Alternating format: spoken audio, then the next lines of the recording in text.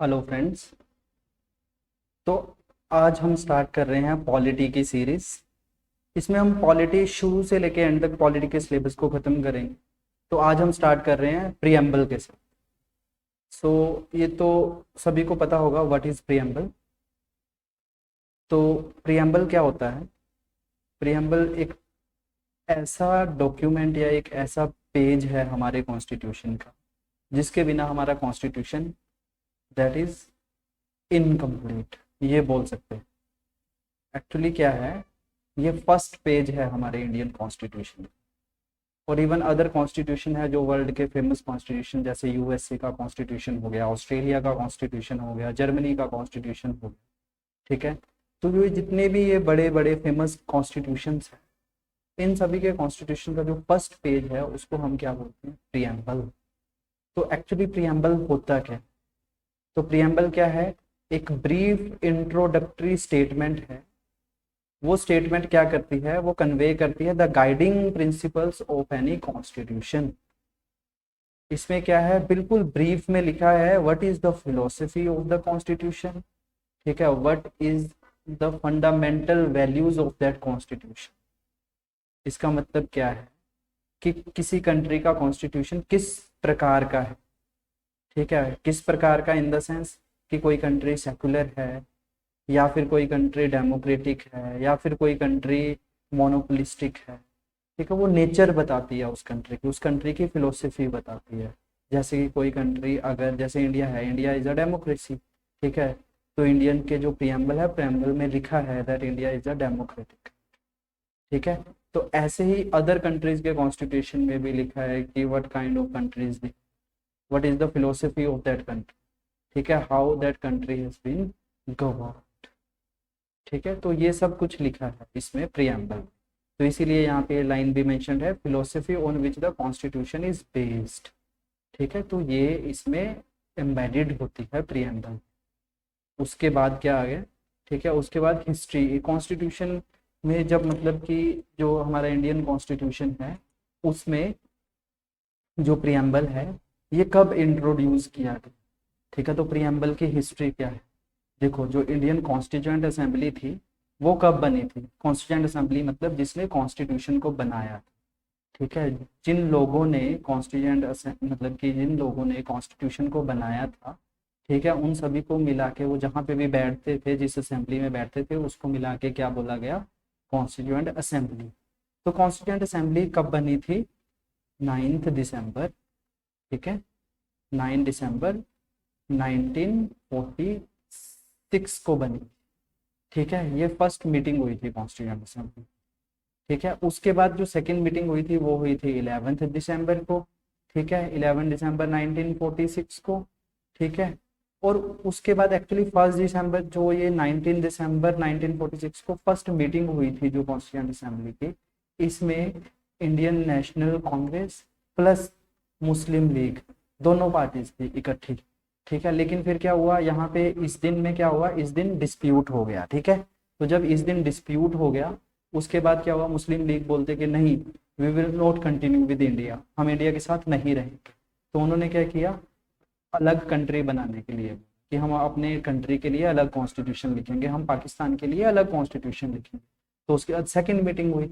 ठीक है, second meeting में इंडियन नेशनल कांग्रेस थे, इंडिया के जितने भी लीडर थे, स्पीकर वगैरह जो है, वो सब कुछ सेकंड मीटिंग में बनाए गए। तो इस कॉन्स्टिट्यूएंट असेंबली के जो हेड थे, जो स्पीकर थे, किसको बनाया गया 11 दिसंबर को? डॉक्टर राजेंद्र प्रसाद को। ठीक है, डॉक्टर राजेंद्र प्रसाद को बनाया गया। उसके बाद जब थर्ड मीटिंग हुई वो हुई 13 दिसंबर 1946 को। और जो ये थर्ड मीटिंग है इसको ही हम क्या बोलते हैं? First session. ठीक है, first session of constituent assembly. ठीक है, इसको फर्स्ट सेशन क्यों बोला गया? क्योंकि पहले जो दो सेशन थे, जो फर्स्ट सेशन था उसमें तो इंडियन कांग्रेस और इंडियन नेशनल कांग्रेस और मुस्लिम लीग का झगड़ा ही था एक टाइप से। ठीक है, तो वो तो मतलब सक्सेसफुल नहीं हुआ। सेकंड में क्या हुआ, सेकंड में इंडियन नेशनल कांग्रेस ने और अदर जो भी प्रिंसिपल स्टेट से नॉमिनेटेड मेंबर्स थे उन सभी ने मिलके डॉक्टर राजेंद्र प्रसाद को हेड बनाया कॉन्स्टिट्यूएंट असेंबली का, और बाकी सब चीजें हुई। उसके बाद जब पहला डिस्कशन डिबेट शुरू हुआ, जब फर्स्ट टाइम असेंबली में, वो हुआ 13 दिसंबर 1946, जस्ट इसके 2 दिन बाद। तो जब ये शुरू हुआ उसके बाद पंडित जवाहरलाल नेहरू ने फर्स्ट डे ही, जो पहला ही दिन था, जो पहला ही सेशन था जिसमें अच्छे अच्छे से कॉन्स्टिट्यूशन बनाने के बारे में जब डिस्कशन शुरू हुई, तो सबसे पहले पंडित जवाहरलाल नेहरू ने क्या बोला, उन्होंने क्या किया, 13 दिसंबर 1946 को क्या लेके आए, ऑब्जेक्टिव रेजोल्यूशन। क्या लेके आए, ऑब्जेक्टिव रेजोल्यूशन। ठीक है, इसको लेके आए कहाँ पे, कॉन्स्टिट्यूएंट असेंबली में, उन्होंने इसको लॉन्च किया। ठीक है, उन्होंने बोला कि ये मेरा प्रस्ताव है, ये मेरी तरफ से सजेशन है कि ऑब्जेक्टिव रेजोल्यूशन को कंसीडर किया जाए कॉन्स्टिट्यूशन में। तो हम यहीं से ही स्टार्ट करेंगे पंडित जवाहरलाल नेहरू ने।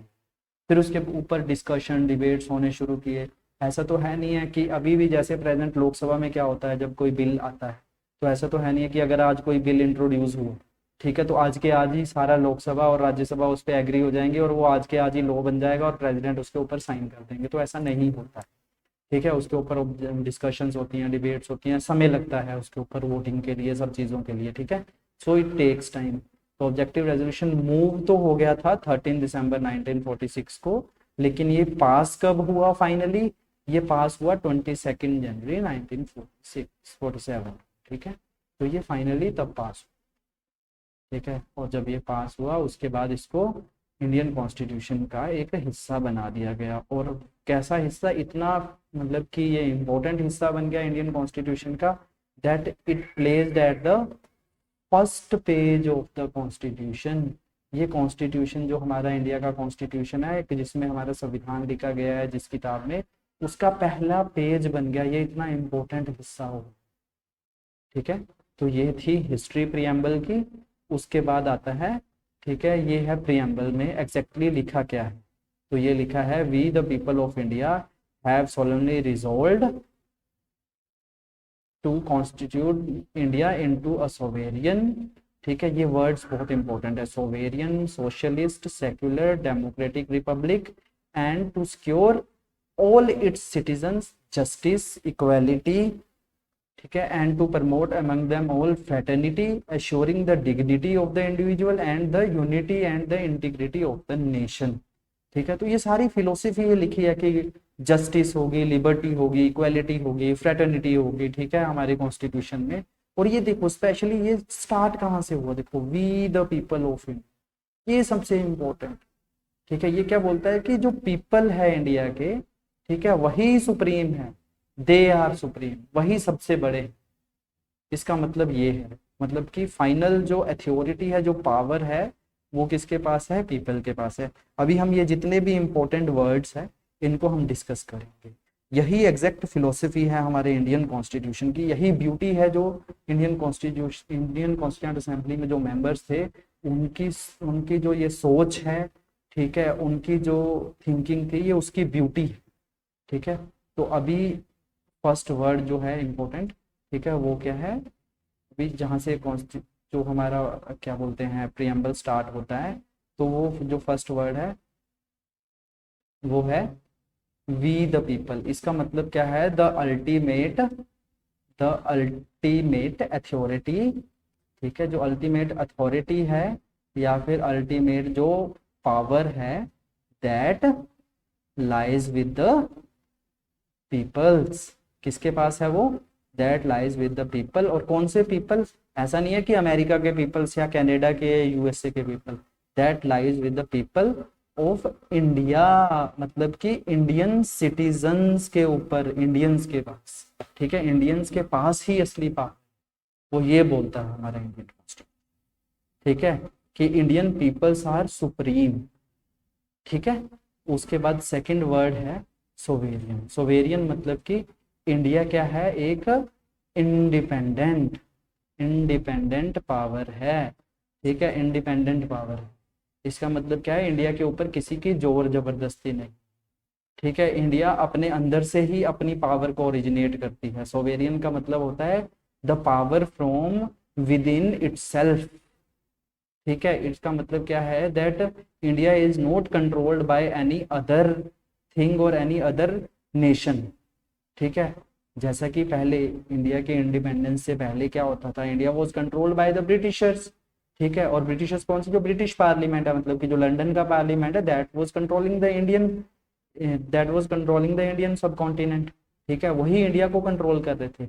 लेकिन अभी क्या है, India is a sovereign country, it means that India drives is power from itself, और इटसेल्फ कहाँ से, from the people of India, ये लिखा ही है we the people of India. तो इंडिया ड्राइव मतलब कि जो इंडिया है it drives its sovereignty from the peoples of India. ये एक्चुअली इम्प्लिसिटली नहीं लिखा है, इट इज एक्सप्लिसिटली, मतलब कि ये एक्सप्लिसिटली वे से हम इसको समझ सकते हैं, इम्प्लिसिटली नहीं लिखा है ये कॉन्स्टिट्यूशन में, डायरेक्टली कहीं नहीं लिखा है कि इंडिया जो अपनी पावर है वो पीपल से ड्राइव करता है, लेकिन ये हम समझ सकते हैं बिकॉज प्रीएम्बल की फर्स्ट लाइन ही ये बोलती है कि we the people of India. So ये है। उसके बाद जो थर्ड इंपॉर्टेंट वर्ड है वो है सोशलिस्ट। तो इंडिया क्या है, एक सोशलिस्ट नेचर की, एक्चुअली जो ये सोशलिस्ट वर्ड है ये 42nd अमेंडमेंट के बाद ऐड हुआ था, ठीक है, 47 अमेंडमेंट एक्ट के बाद ऐड हुआ सोशलिस्ट, ठीक है। पहले इंडिया मतलब कि इंडियन जो प्रीएम्बल है उसमें ये वर्ड नहीं, ठीक है। तो ये 42nd अमेंडमेंट एक्ट कब आई, 1976 में आई, ठीक है, इंदिरा गांधी के टाइम में आई थी, तो उसमें ये सोशलिस्ट ऐड किया गया है। एक्चुअली क्या है, India is a democratic country, ठीक है, तो यहाँ पे अब आप बोलोगे कि यहाँ पे सोशलिस्ट भी ऐड है, तो इंडिया का नेचर है सोशलिस्टिक नेचर है। एक्चुअली क्या है इंडिया डेमोक्रेटिक ही है, लेकिन सोशलिस्ट कंट्रीज एग्जैक्टली जो एग्जैक्ट सोशलिस्ट कंट्रीज है वो है रशिया, ठीक है, चाइना, ये ऐसी कंट्रीज है जो मतलब कि सोशलिस्ट या कम्युनिस्ट कंट्रीज हैं, ठीक है। तो लेकिन इंडिया किस टाइप की सोशलिस्ट कंट्री है, India is a democratic socialist country, ठीक है। अब डेमोक्रेटिक सोशलिस्ट को समझना हो, ठीक है, what is a democratic socialist, ठीक है। सोशलिस्ट तो होता है कि सब लोग एक समान, ठीक है, all the peoples are equal, ये है सोशलिस्ट का मतलब। अगर मान लो एक के पास 100 रुपए है, ठीक है, तो उस कंट्री में अगर 10 लोग रह रहे हैं तो उन सभी के पास भी कितने कितने रुपए होने चाहिए, 100 रुपए होने चाहिए, ठीक है, ये बोलते हैं सोशलिस्ट, ठीक है। लेकिन डेमोक्रेटिक सोशलिस्ट का मतलब क्या है, इंडियन गवर्नमेंट क्या बोलती है कि अगर मान लो, ठीक है, फॉर एग्जांपल इंडिया गवर्नमेंट क्या बोलती है कि कोई भी लोग पुअर नहीं होने चाहिए, मतलब कि कोई भी पर्सन बीपीएल सुना होगा आप लोगों ने, बिलो पॉवर्टी लाइन, ठीक है, तो कोई भी पर्सन बिलो पॉवर्टी लाइन नहीं होना चाहिए। पॉवर्टी लाइन मतलब कि एक लाइन इंडियन गवर्नमेंट ने फिक्स की है कि इसके ऊपर इसके नीचे अगर किसी की इनकम है किसी फैमिली की तो पॉवर्टी लाइन से वो नीचे आते हैं। अगर वो पॉवर्टी लाइन से नीचे आते हैं, ठीक है, तो इंडियन गवर्नमेंट का ड्यूटी बनती है, इंडियन गवर्नमेंट की रिस्पॉन्सिबिलिटी बनती है कि उस पर्सन को, फॉर एग्जांपल वो एक्स पर्सन है तो उसको वो पॉवर्टी लाइन से ऊपर लेके जाए, ठीक है, उसको जॉब प्रोवाइड करे, उसको पैसा प्रोवाइड, उसको सब्सिडी प्रोवाइड करे ताकि वो बंदा अपने बेसिक नीड्स को कंप्लीट कर सके, तो उस पॉवर्टी लाइन तक वो पहुंच सके, उससे ऊपर जा सके, उस पॉवर्टी लाइन से, जो कि पॉवर्टी लाइन के नीचे है वो उसके ऊपर तक जा सके, ठीक है। लेकिन कुछ अब इंडिया में जैसे अंबानी जैसे लोग भी हैं वो बहुत ही रिच है, तो वो पॉवर्टी लाइन से बहुत ही ज्यादा ऊपर है, for example here is Ambani. तो इंडियन गवर्नमेंट क्या बोलती है, हम पॉवर्टी लाइन तक तुम्हारे को, मतलब कि पॉवर्टी लाइन से ऊपर तक तुम्हारे को पहुंचाएंगे, उसके ऊपर जितना तुम चाहे वो तुम्हारी विल है, वो तुम्हारा हार्ड वर्क, ठीक है। तो ये होता है डेमोक्रेटिक सोशलिस्ट, ठीक है। इसका मतलब क्या है कि सभी को एक पॉइंट तक इंडियन गवर्नमेंट क्या है, इंडियन जो गवर्नमेंट है या इंडिया की मतलब की सरकार है उसको वहां तक लेके जाएगी, उसके बाद लोगों का हार्ड वर्क है कि वो कितना उससे ऊपर अचीव कर सके या नहीं अचीव कर सके। लेकिन सोशल कंट्रीज में क्या होता है, कोई भी रिच एंड पुअर नहीं होता, उसमें क्या है, सब equal, no one is Ambani है, सब इक्वल, कोई रिच नहीं है कोई पुअर नहीं है। लेकिन इंडिया में क्या है, रिच पुअर है, लेकिन क्या है कि इंडियन गवर्नमेंट की जो बेसिक रिस्पॉन्सिबिलिटी है कि वो क्या करेगी, एक बेसिक पॉवर्टी लाइन से ऊपर लेके जाएगी पर्सन्स को। तो ये हो गया डेमोक्रेटिक सोशलिस्ट, ठीक है। अभी आपको ये सब चीज क्लियर होगी। उसके बाद नेक्स्ट थिंग है, ठीक है, नेक्स्ट इंपॉर्टेंट थिंग है, इसको अभी इरेज कर देते हैं। तो अभी उसके बाद है सेक्युलर, ठीक है। तो सेक्युलर क्या होता है अभी आप ये समझेंगे। सेक्युलर क्या है, इंडिया में फ्रीडम है, ठीक है, इंडिया का कोई अपना रिलीजन नहीं, तो इंडिया में क्या है, फ्रीडम ऑफ रिलीजन, ठीक है, कि कोई भी चीज प्रैक्टिस कर सकते हैं, कोई पर्सन कोई भी रिलीजन प्रैक्टिस कर सकता है, और अगर कोई चाहे तो वो किसी भी धर्म को नहीं भी मान सकता। तो ये है सेकुलर का मीनिंग इंडिया में, ठीक है। जरूरी नहीं है, इंडिया का कोई अपना रिलीजन नहीं है, जैसे India is not a Hindu का, ठीक है, it's not a Muslim country, ठीक है, तो कोई अपना रिलीजन नहीं है। जैसे क्या है, जैसे पाकिस्तान में जो उनका रिलीजन है पाकिस्तान नेशन का, वो है इस्लाम, लेकिन इंडिया में ऐसा नहीं है। इंडिया में हिंदुइज्म इंडिया का नेशनल रिलीजन नहीं है। तो इंडिया में सभी को आज़ादी है कोई भी धर्म चुनने की। ठीक है, तो ये है सेकुलर। उसके बाद आ जाता है डेमोक्रेटिक। डेमोक्रेटिक मतलब कि एवरी पर्सन, ठीक है, has the right to take their own decisions. ठीक है, उसके बाद every person has the right to choose their own government. ठीक है, जो पर्सन किसी को पसंद है वो उसके लिए वोट कर सकता है और वोट करके उसको जिता सकता है और उसकी पार्टी पावर में आके गवर्नमेंट बना सकती है। ठीक है, तो डेमोक्रेसी इसी को बोलते हैं, लोगों के द्वारा लोगों के लिए चुनी गई सरकार। तो ये है डेमोक्रेसी। ये तो सभी को क्लियर हो। उसके बाद नेक्स्ट वर्ड है, ठीक है, रिपब्लिक। ठीक है, ये भी बहुत इंपॉर्टेंट वर्ड है। ठीक है, रिपब्लिक क्या होता है कि इंडिया में जो हेड है, ठीक है, इंडिया का जो हेड है, ठीक है, कौन होता है, हमारी इंडिया का हेड क्या है, इंडियन यूनियन का हेड कौन है, प्रेसिडेंट। तो प्रेसिडेंट क्या है, वो क्या है, इलेक्टेड। ठीक है, रिपब्लिक का मतलब यही होता है कि head of the state is elected. तो मतलब कि जो स्टेट है उसका जो हेड है वो इलेक्टेड होना चाहिए, ना कि वो नॉमिनेटेड होना चाहिए। जैसा कि इंग्लैंड वगैरह में क्या होता है, ठीक है, जो हेड ऑफ द स्टेट था, अभी अभी वैसे वो भी अपने आप को रिपब्लिक ही कंसीडर करते हैं, लेकिन वो क्या है, अभी वहाँ पे जो हेड ऑफ द स्टेट है उनको वो क्वीन को मानते हैं। ठीक है, तो क्वीन क्या है, क्वीन, उसके बाद क्वीन के बच्चे, फिर क्वीन के मतलब पहले हस्बैंड थे, फिर क्वीन थी, क्वीन के अब बच्चे हैं, आगे प्रिंस है, तो वही हेड ऑफ द स्टेट बनते जाए। ठीक है, लेकिन लेकिन इंडिया में क्या है, जो प्रेसिडेंट है वो इलेक्शन होता है। प्रेसिडेंट इज इलेक्टेड, ना कि वो नॉमिनेटेड है, इसीलिए इंडिया एक रिपब्लिक है। अगर इंडिया में प्रेसिडेंट, जो आज प्रेजेंट टाइम में प्रेसिडेंट है, जैसे रामनाथ कोविंद, फिर उसके बाद उसका बेटा बन जाए, उसके बाद उसकी बेटी बन जाए, तो वो एक ही परिवार में चलता जाएगा, तो ऐसा नहीं।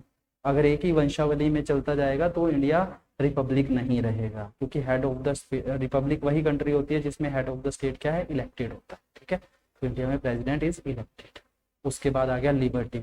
लिबर्टी मतलब कि इंडिया में हर एक इंसान को, ठीक है, लिबर्टी है, हर एक इंसान को खुली छूट है कि वो अपनी सोच, मतलब कि अपनी सोच समझ से कुछ भी कर सकता है। लिबर्टी उसको अपॉर्चुनिटी के लिए, मतलब कि कोई भी काम कर सकता है वो। ठीक है, लेकिन वो काम ऐसा होना चाहिए मतलब कि नेशनल इंटरेस्ट के अगेंस्ट में ना हो।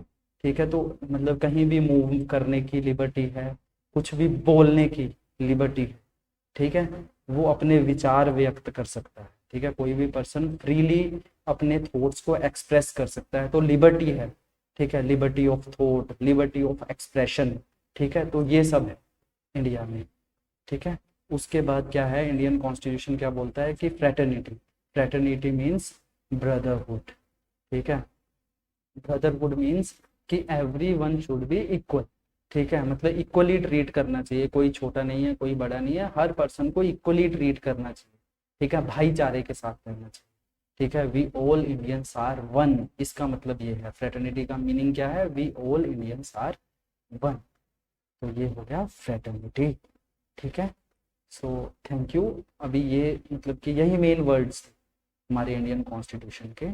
उसके बाद अभी हम नेक्स्ट लेक्चर, एक मतलब कि इसी का ही रनिंग लेक्चर आएगा प्रियम्बल का ही, जिसमें हम ये डिस्कस करेंगे कि प्रियम्बल अमेंडेबल है या नहीं है, and what is the nature of the preamble, वो सब हम उस सेकेंड पार्ट में डिस्कस करेंगे। So thank you everyone. ये वीडियो हमने फर्स्ट लेक्चर है हमारा, मतलब हम कंप्लीट सीरीज करेंगे, तो ये एग्लो माइंड्स अकेडमी की तरफ से फर्स्ट लेक्चर है। So do like our channel and subscribe our channel.